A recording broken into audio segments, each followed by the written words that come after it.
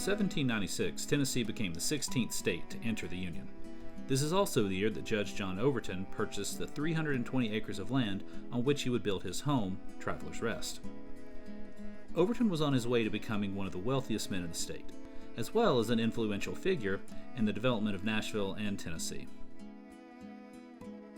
As one of the first Superior Court justices for Tennessee from 1804 to 1810, and then serving on the successor to that court, the Supreme Court of Errors and Appeals, from November 1811 until his resignation in 1816, his work schedule was quite demanding. The traveler, as he occasionally referred to himself, spent large amounts of time away from his home.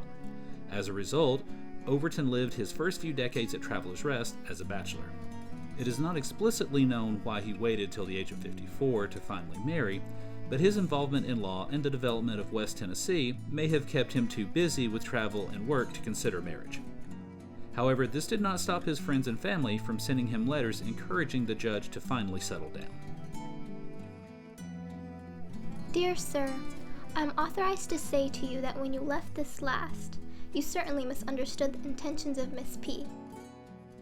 She expected you to speak decidedly in private on the subject of matrimony before your departure, in which case I can venture to affirm her answer would have been pleasing to you.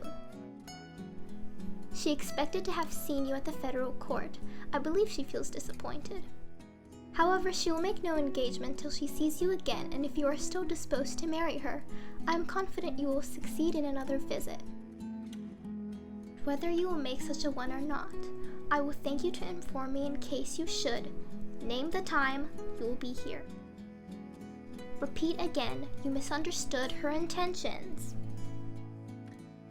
Despite having all of these potential suitors to consider, it would seem he either did not see any of them as a desirable match, or he felt he was too busy to take an engagement seriously.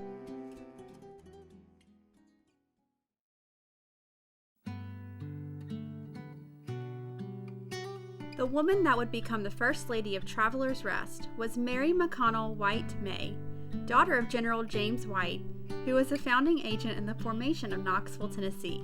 She was first married to Dr. Francis May, personal physician and friend of Andrew Jackson.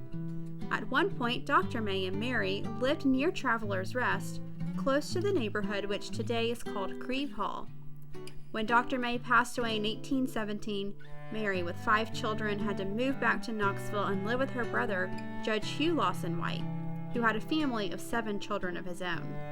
Judge White had been a judicial associate of Judge Overton for several years, so it may be possible that he is the one that encouraged the union of Mary and John. In 1820, John Overton traveled to Knoxville to propose marriage to Mary. The judge conducted the proposal in the manner of a business transaction.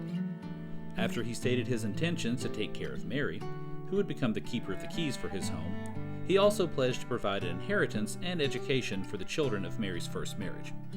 He then unromantically produced his pocket watch and gave her 20 minutes to decide. Mary knew that this arrangement was very beneficial, as the judge was wealthy and known to be a man of his word. However, not to be outdone by her possible suitor, she allowed the older man to pace the room in anticipation for the full 20 minutes. The couple were married on July 28, 1820, at the home of Mary's father, General James White. Upon moving into Travelers Rest, Mary would bring with her not only her children from her first marriage, but also enslaved house servants, who were once owned by the May family and later purchased by Judge Overton. He and Mary would go on to have 3 children of their own, first a son named John Overton, and then 2 daughters, Anne Coleman and Elizabeth Bell.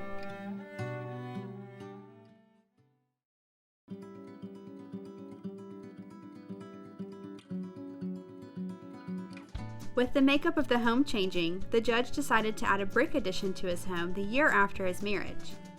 While this addition coincided with the rise of the political career of John's good friend Andrew Jackson, it was also a means of making the house more functional for the expanding needs of the family. Once John and Mary settled into family life, John's fellow founders of Memphis, Tennessee, General James Winchester and General Andrew Jackson, would send good tidings to the couple. You have stolen a march on all of your friends in this quarter to sacrifice at the shrine of Hemia. Please accept my congratulations on this occasion and tender to Madam Overton my highest respects. With sincere regards, I am, dear sir, your obedient servant, James Winchester. Letter dated April 15, 1826, from Andrew Jackson to John Overton.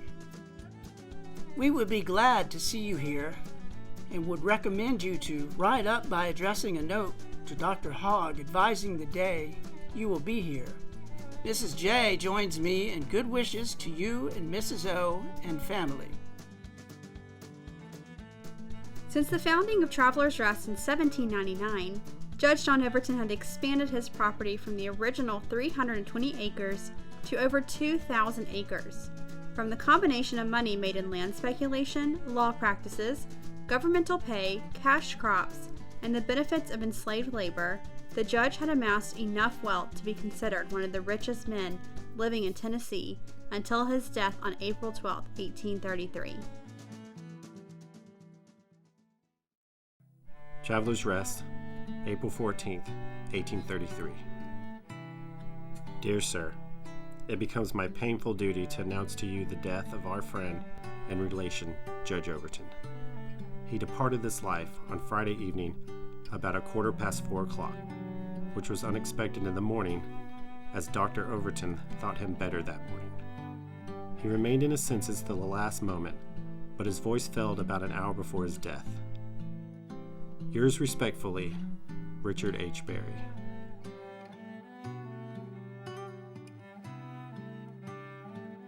When Judge Overton passed away, he proved to be a man of his word. Not only did he leave an inheritance to Mary and their 3 children, but he also provided for the maid children.